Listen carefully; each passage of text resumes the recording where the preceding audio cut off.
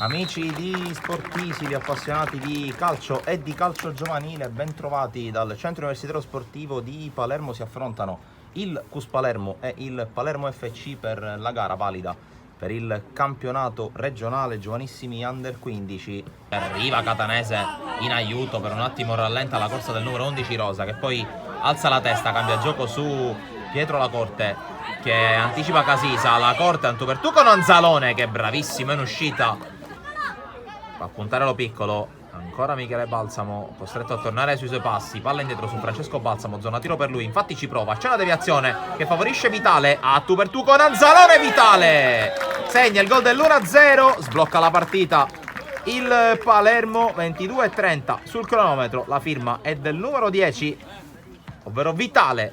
Fischia l'arbitro per far riprendere il gioco quando siamo alle soglie degli ultimi 10 minuti. Chiama lo schema Vitale.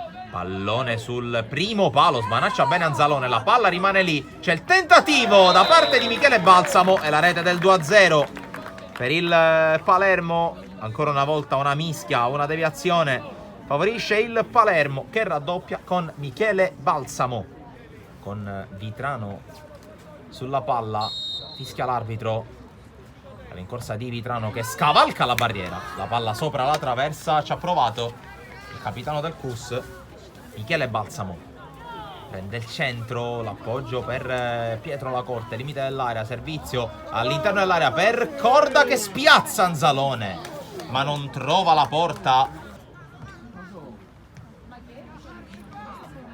Poi si è giustamente stabilito come punta. Intanto conclusione alta da parte di Pietro Lacorte, vicino alla traversa.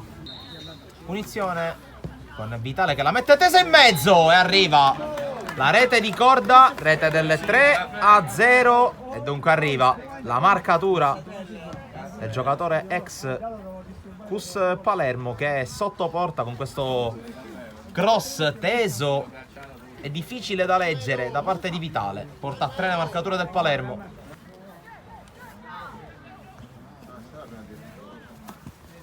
Intanto l'avanzata di Giarraffa in area di rigore. Pipito non riesce a calciare bene, poi arriva sulla ribattuta, sempre Pipito, Anzalone lo rallenta, poi palla dentro, il tacco di Giarraffa, chiude Turci. 4 elementi in area il Palermo, con Vitale che batte verso l'area di rigore, la sfiora Sciortino e la palla che finisce in rete. Probabilmente una deviazione dopo il tentativo da parte di Sciortino, e palla che si perde in fondo al sacco per il quarto gol da parte del Palermo. Quota 54. Occhio qui intanto alla corsa da parte di Lucio Greco, l'uscita di Bozzotta e l'arbitro assegna calcio di rigore. Sì, Sciortino che va a prendere la rincorsa. C'è il fischio dell'arbitro. Parte Sciortino con il sinistro, prova a respingere la Bozzotta, nulla da fare però, e su questa conclusione finisce la partita. Vince 6-0 il Palermo ai danni del CUS Palermo, 18ª vittoria su altrettante partite per i ragazzi di Chiappara.